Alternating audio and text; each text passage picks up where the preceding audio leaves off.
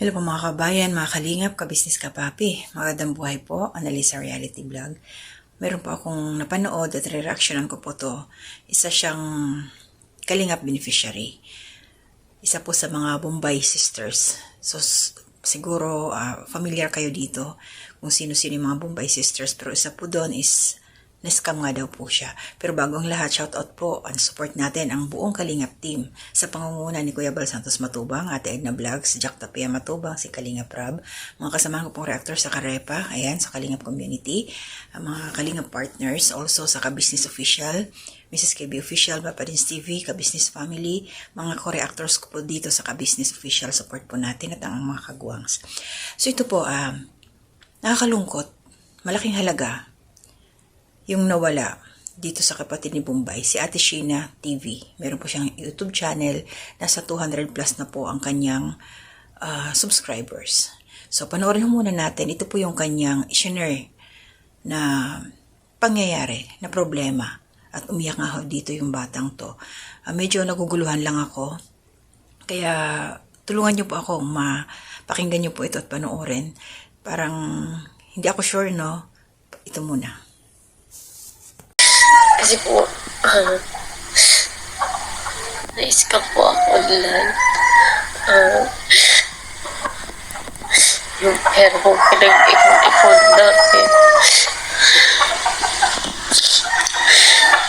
Yung halagang, 110,000. Yun po.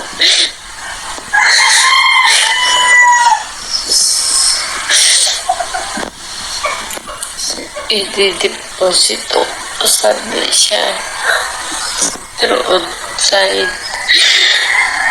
Kaso hindi ko pala hindi ko pala legit yung account na yun. Tapos meron pa yung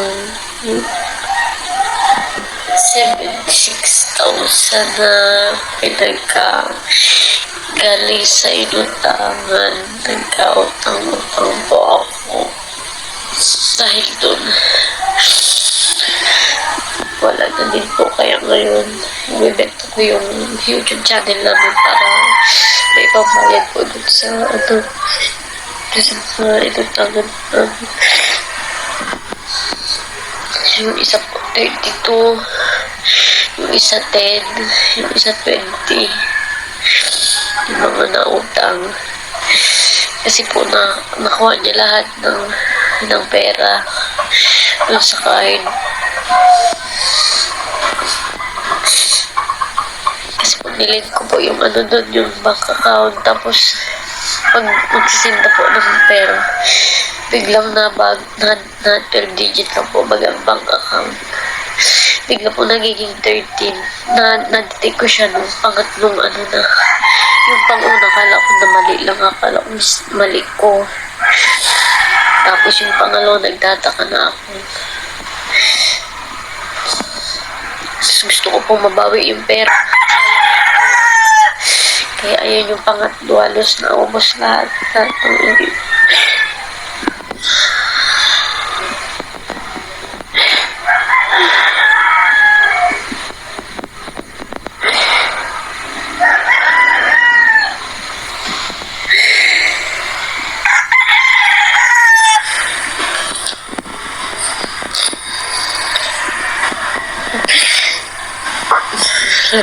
pinaghirapan. Inipin na. Nauubos lang po sa wala. Nagkautang-utang po kami. Tapos sa utang namin, nasa 70,000. Kaya sa pagbabayad ko inutangan. Kaya naisipan ko na ibenta ko yung YouTube. Para yun yung maipang pagbayad.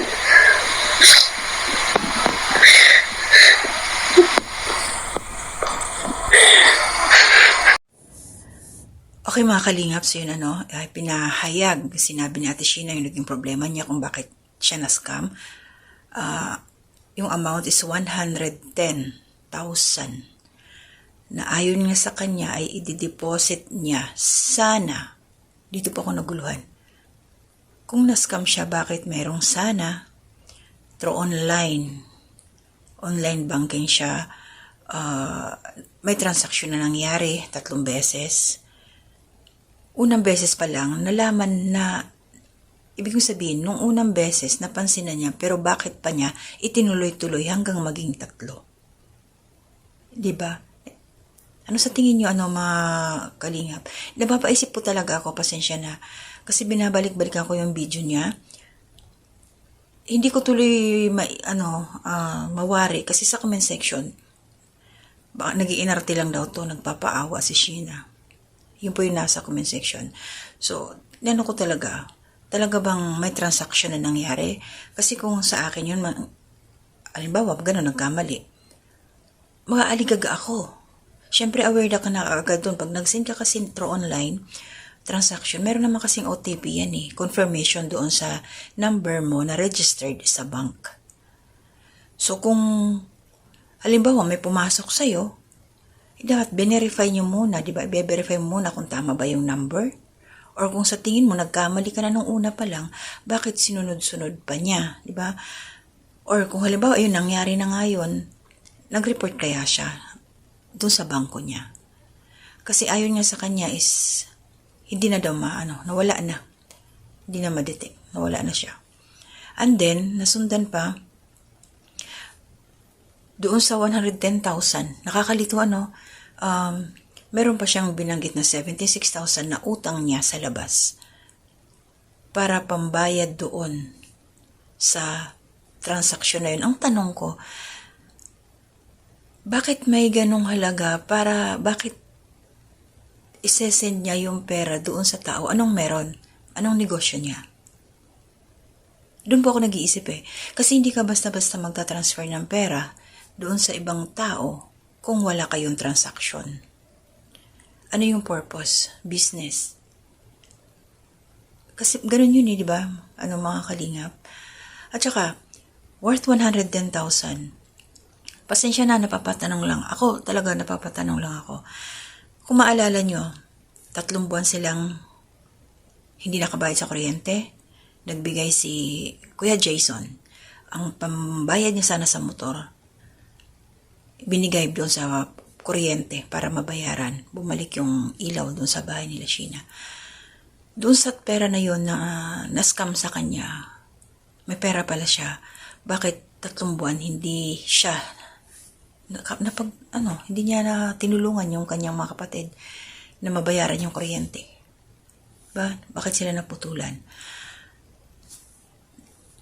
Magulo, sa totoo lang, nakakagulo. Pasensya na, nakikigulo talaga Kasi may mga nag-reaction na dito at nabanggit din ito ni Kuya Bal. At ito nga ang kanyang solusyon para mabayaran lahat, kasi may nabanggit pa siya, ayan, nasa screen ko po. Ang solusyon niya dito is, ito yung main point ko talaga. Ibebenta daw yung kanyang YouTube channel, naghahanap siya ng buyer. Pwede ba yun? So halimbawa, may bibili ng kanyang YouTube channel. In-announce niya to, kaya siya nag-announce para maging aware kung sino man ang makakabili, maging aware yung kanyang mga subscribers na kung saan man ito mapunta, hindi na siya yung may-ari. Parang ganun ang kanyang pinupunto dito. So kung may bibili, magkano? Matatapatan ba yung halagang kailangan niya doon sa kanyang YouTube channel? Kung sino man ang bibili nun. Kasi para sa akin, napaka-risky din. Kung ikaw, kabayan, bibilin mo ba yung YouTube channel ni Sheena? Ang mga subscribers, anytime pwede yan mawala. Pag nalaman nilang naibenta yun ni Sheena, so baka pwedeng hindi na sila mag-support. Dalawa yan, pwede mag-support, pwede hindi. Pero what if mag-alisan yung mga subscribers ngayon ni Sheena kung naibenta na yun sa iba? Hindi kawawa naman yung buyer, yung nakabili. Diba? Parang kawawa. At saka, parang hindi yata tamang ibebenta mo yung iyong YouTube channel. Siguro para sa akin, ang maging solusyon dito ni Sheena. Kasi nakita ko tiningnan ko rin yung mga upload niya. Matagal siyang mag-upload, buwan. So kung sa dami ng kanyang subscribers, 200,000 plus, kung sisipagan niya, malaki ang kikitain niya. Mababayaran niya yung mga perang nahiram niya sa labas. At nandiyan pa yung kanyang YouTube channel, hindi pa mawawala. Siguro Sheena, sipagan mo na lang. At sana kung talagang na-scam ka, bakit hindi mo, i-report mo doon sa iyong kung ano yung bangko mo. At saka, anong online application ba yung ginamit mo? Para naman yung iba maging aware, para hindi na gamitin yung apps na yun. Diba? Sana ma-share mo sa amin kung anong klaseng apps yun. Para hindi na madagdagan pa yung mai-scam kung sino man yun. May binanggit siyang pangalan May binanggit siya. Siguro, ewan ko lang, hindi ko masabi. Kasi ako, may transaction din ako sa online. May bangko ako. Pero alam ko naman na legit yun. Katulad ng GCash, doon sa aking bangko, sa Pilipinas, mga ganon. Siyempre, may OTP yun. May OTP. Kaya ito kay Sheena, ang ko lang talaga, sana ma-share mo sa amin kung anong klaseng yun. Kasi kung tutusin matitrace man yun Para kung sino may-ari ng online application na yun. Sigurado maraming gumagamit yan, hindi lang ikaw baka mamaya maraming mga mabiktima. Diba? Kaya kailangan din talaga i-report din sana ni Sheena ito. Yun lang yung sa akin tapos si Ate Edna merong doon, sabi niya, sipagan na lang, yun nga, sipagan na lang yung pag-upload. Tapos, si pala, yung isang kapatid nila, nandoon na kay Kalinga Prab, yung bagong graduate, si Kulot yata yun. So, marami dyan sa comment section na puzzled sa nangyari kay Sheena. Dalawa, hati, mayroong nandoon, totoo ba na na-scam siya? Totoo ba na talagang nakunan siya ng ganong kalaking halaga at nangutang siya para matapalan ulit? Parang nadoble. Nakuhanan na siya ng 110,000, nangutang siya uli para buuin, kumbaga itapal ulit dun. So, ibig sabihin, hindi lang 110,000 ang nawala sa kanya, 176,000. Nakapangutang siya sa labas para mabayaran yung doon na nawala. Ano yun? Ang gulo. Sa totoo lang, Sheena. Shoutout po kay Sangkay Lons. Nag-reaction din po siya. Medyo, din. Ayun nga, sabi na nga lang niya, huwag na lang iba si Sheena, kundi suportahan na lang natin, magsipag na lang siya para mabayaran ang kanyang mga utang. Sana, ang importante lang ang unahin. Huwag munang magluho-luho. Sipagan mo na lang, yun lang masasabi ko sa'yo, Sheena. Mag-upload ka ng mga upload, sipagan mo yan para makabawi ka. Meron live din si Kuya Bal, nabanggit din doon na dati nga daw nakakasahod sila, 60,000, 100,000 yung ganon. So, ibig sabihin nun, kaya kung magsisipag lang. Kaya mo yan, Sheena. Sobrang na-stress. Trabaho kasi ng asawa niya, sa construction. Okay sana kung tuloy-tuloy. Tuloy-tuloy, araw-araw may trabaho. Paano kung on-call lang? Di ba ang hirap nun? Saka ang aga kasi, sa bagay, may edad na siya. Kaya lang, kung nag-asawa, dapat naging wais na lang to si Sheena. Ang ganda naman niya Ang ganda naman niya.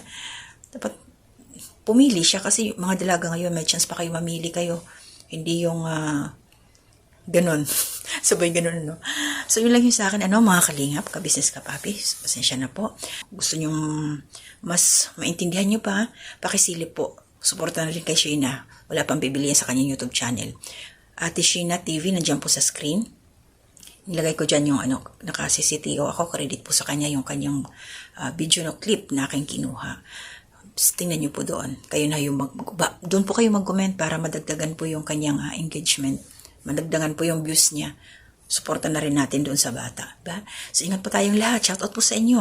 Love po tayo. To God be the glory.